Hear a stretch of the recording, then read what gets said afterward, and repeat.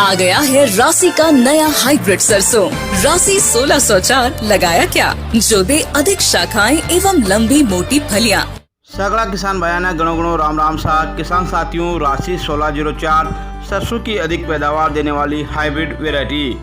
साथियों, राशि 1604 किस्म की फसल अवधि की बात करें तो यह वैरायटी लगभग 125 से 135 दिन में पककर तैयार हो जाती हैं। साथियों, राशि 1604 के पौधों की लंबाई की बात करें, प्लांट हाइट की बात करें तो इसके पौधे 200 से 220 सेंटीमीटर तक लंबाई देखने में मिलती हैं। वहीं साथियों, राशि 1604 के दानों में ऑयल प्रतिशत की मात्रा की बात करें तो 40 से 42% तेल की मात्रा पाई जाती हैं। किसान साथियों, इसका दाना बड़ा चमकदार यूँ काले रंग का होता है, इस कारण बाजार भाव भी अच्छा मिलता है।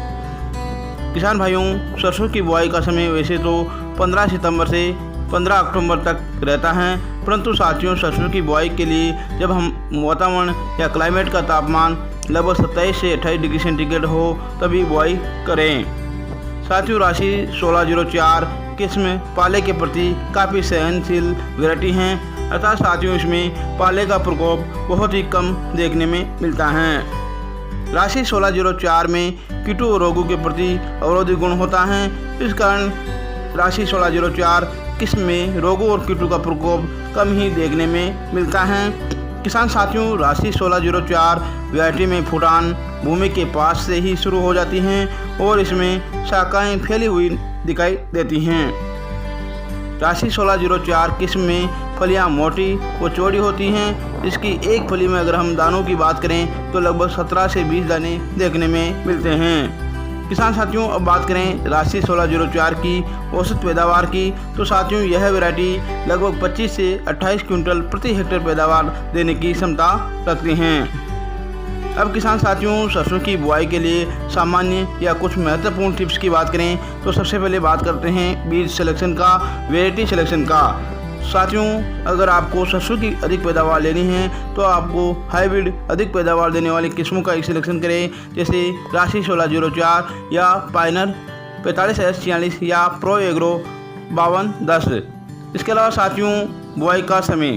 किसान साथियों, सामान्य सरसों की बुआई का समय 15 सितंबर से शुरू हो जाता है और 15 अक्टूबर तक अच्छा रहता है, परंतु साथियों जब हमारा क्लाइमेट के तापमान 27 से 28 डिग्री सेंटीग्रेड तापमान हो जाए उस समय ही हमें सरसों की बुआई करनी है। साथियों, जब अधिक तापमान में अगर हम बुआई कर देंगे तो हमारे पौधों का अंकुरण प्रतिशत कम हो जाएगा और पौधे शुरुआत में से ही कमज़ोर निकलेंगे। तीसरी मुख्य बात है साथियों, खाद और उर्वरक फर्टिलाइज़र मैनेजमेंट।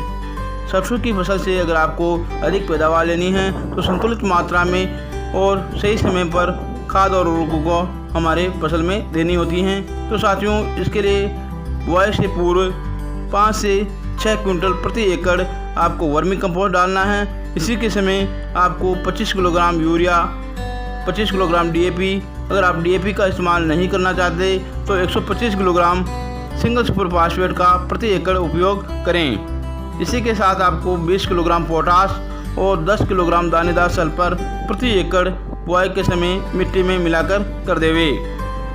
अब साथियों, सरसों की फसल में सिंचाई की क्रांतिक अवस्थाएं।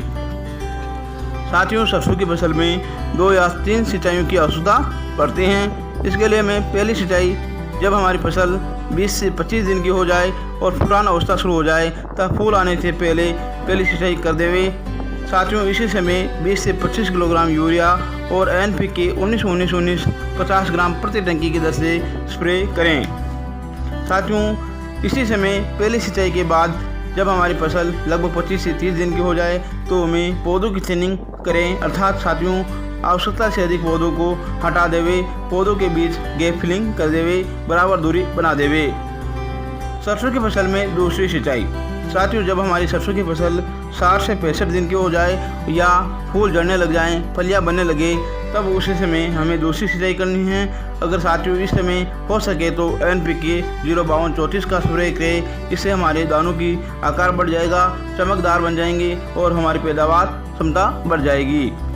तीसरी सिंचाई साथियों, जब हमारी फसल 80 से 85 दिन की हो जाए या फलियों में दाना बनने लगे तब हमें सरसों की फसल में तीसरी सिंचाई कर देनी चाहिए।